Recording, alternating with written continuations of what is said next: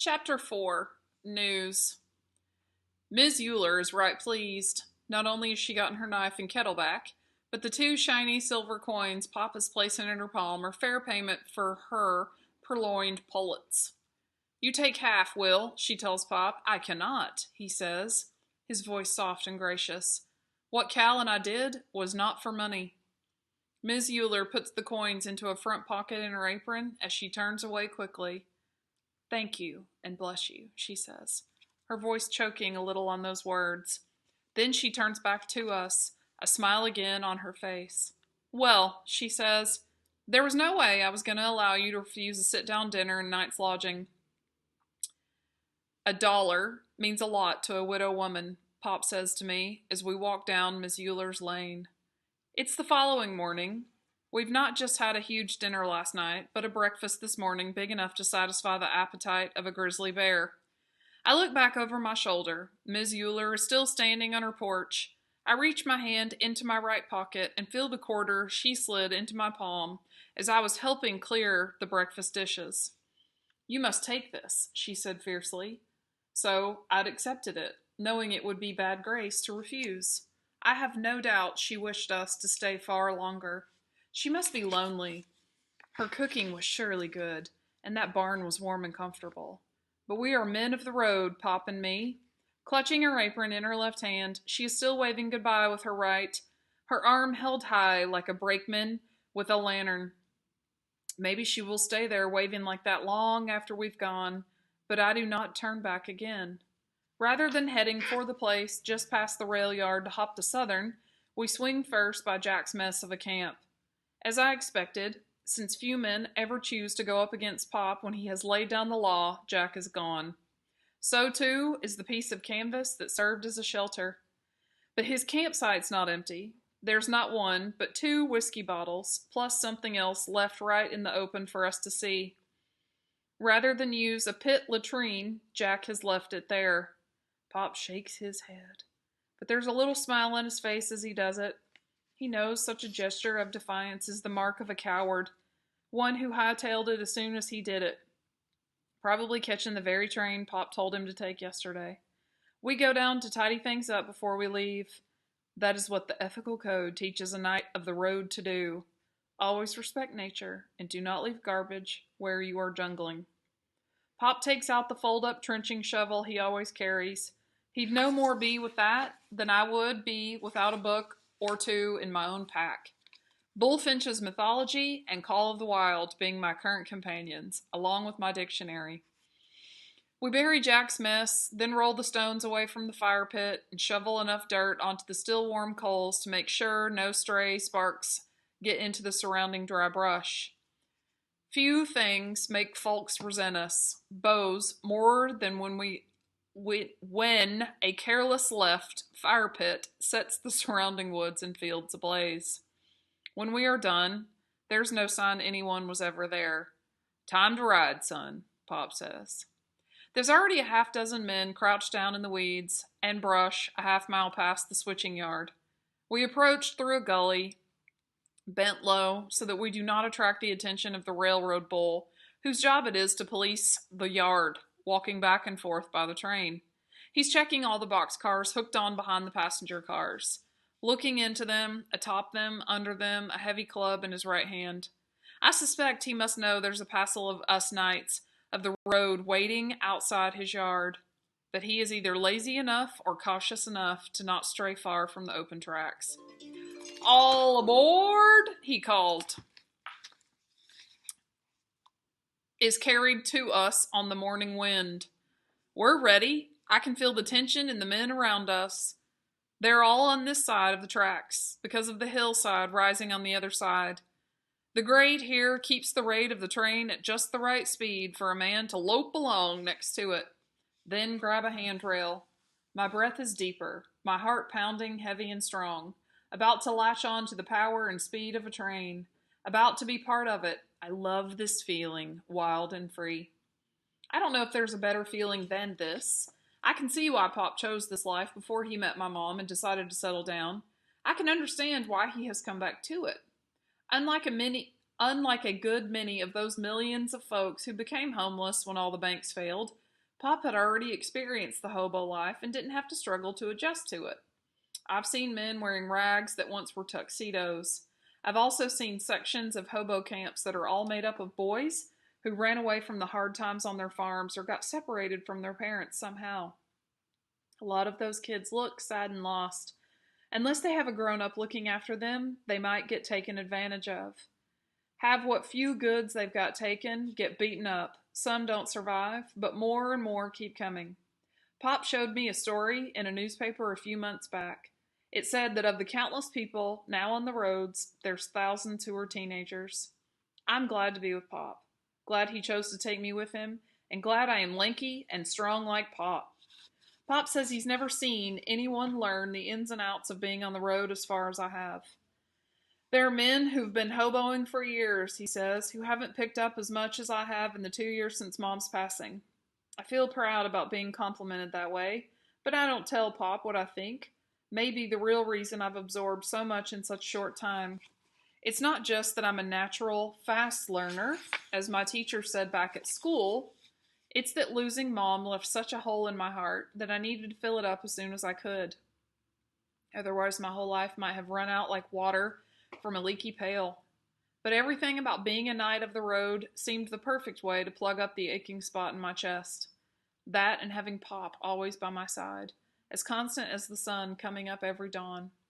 The train is almost to us, not picking up much more speed because it is just hitting the uphill stretch that carries it over the hill. We're well concealed from sight by a mulberry bush 30 feet from the track. Pop pats me on the shoulder. It means I am to go first, a few yards ahead of him. It makes me proud that I have his trust.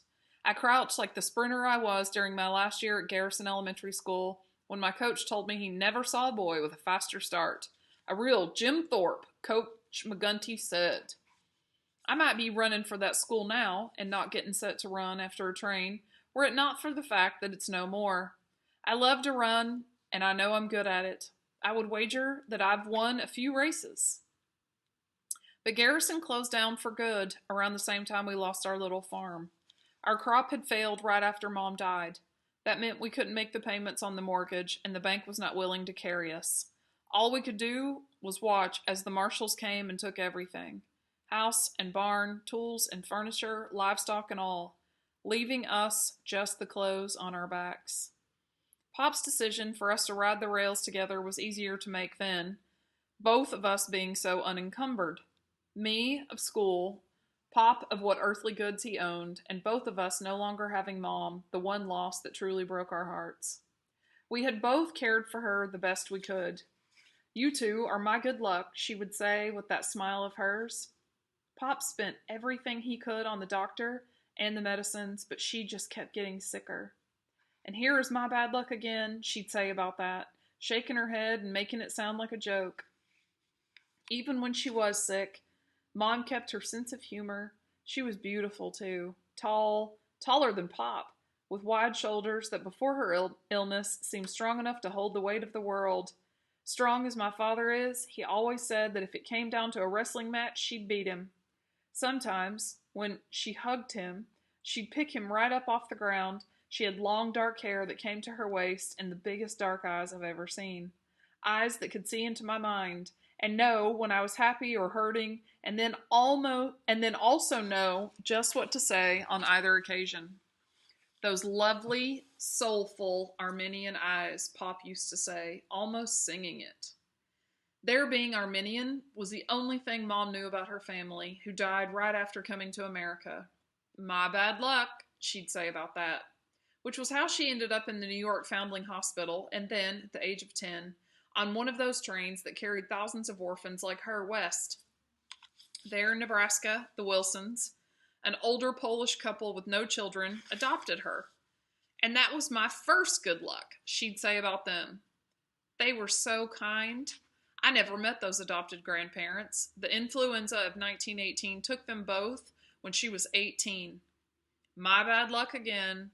They left her a little money. It was not enough for her to stay in school to be a registered nurse, but she did get work as a practical nurse. That was how she met Pop. She was working in the Veterans Hospital when Pop, who'd been riding a train that crashed, was brought in. It was love at first sight, Pop would say. Mine first, Mom would add, seeing as how your father's eyes were bandaged up when I first saw him. But I fell for that cleft in his chin. You and me, we are getting married, mister, she told him the week the bandages came off, and we are getting us a place. And that is just what they did. How could I say no? Pop used to say whenever they told me the story of how they got together. She was bigger than me. Then Mom would grab him by the arm or the shoulder and pretend she was going to beat him up before they ended up laughing together in a hug that always included me.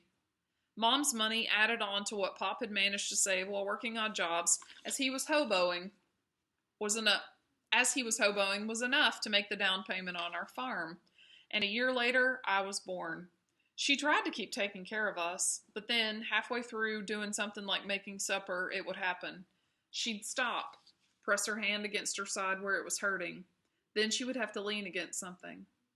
I wish my body could stay as strong as my love for you two, she'd whisper as Pop and I would come to steady her. My darn bad luck, she'd say then. I'm such a burden now. No burden I would not bear, Pop would reply. I would gladly carry you from here to France and back again. Then Mom would smile and let Pop and me help her to bed.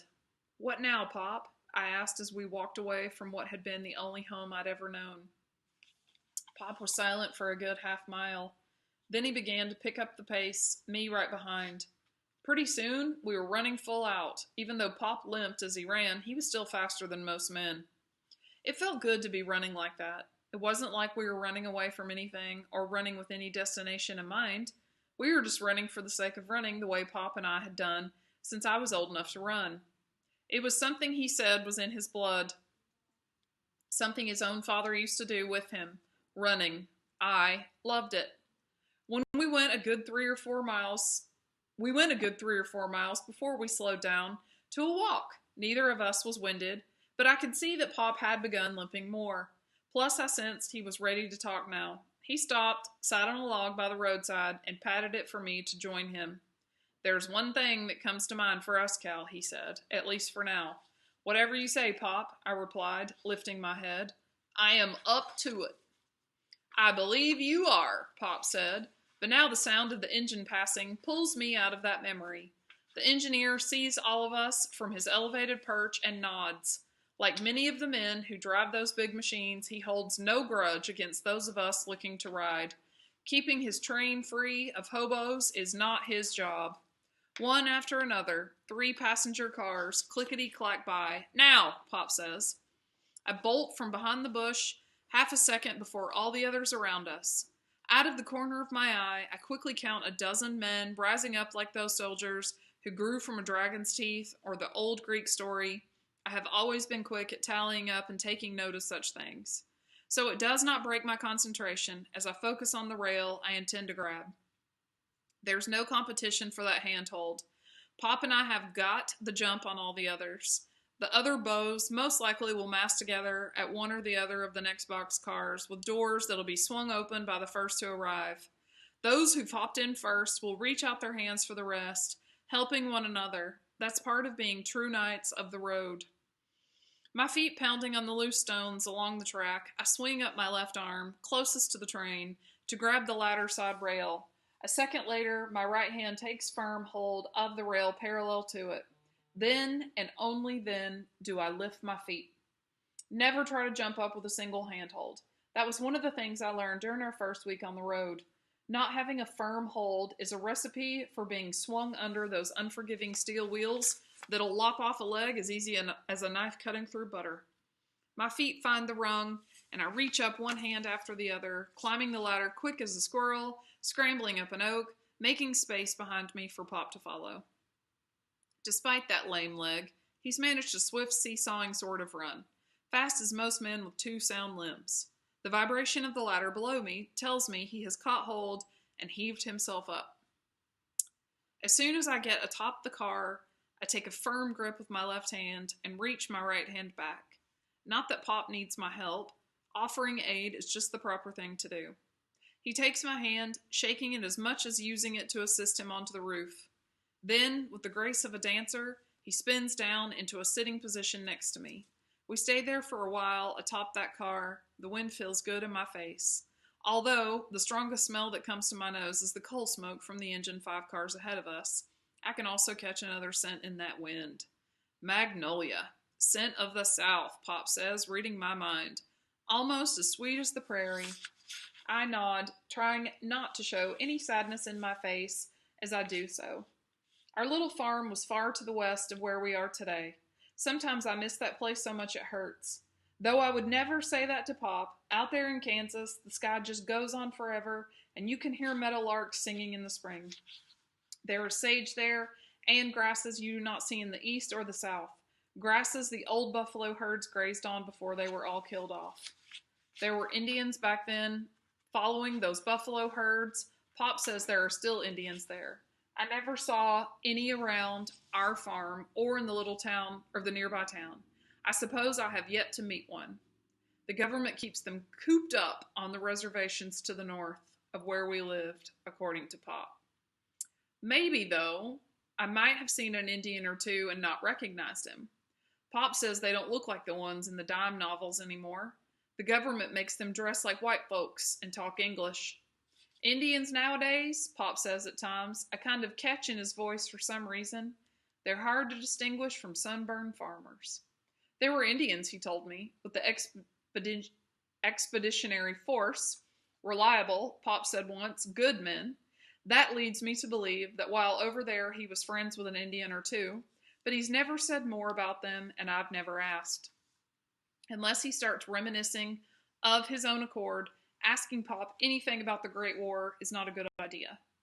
Asking almost always produces one of 3 results. First, which is least frequent, scarce as hen's teeth, is that he might actually answer. An answer usually short as a rabbit's tail, but a real answer nonetheless, such as, it was shrapnel. End of the answer to my question about what caused the wound that left a thick line of red scar tissue wrapped around his knee like a snake. Second result is nothing at all. No words, nothing, just a silence so deep that you could drown in it. An uncomfortable silence. Thick and heavy as wool horse blanket that makes me wish I had kept my trap shut, like the time I asked him about what it was like in the trenches. Third result is the one I dread. It makes me bite my lip.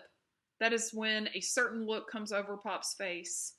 It's followed by a curse escaping from his lips like a hurt bird bursting from a cage.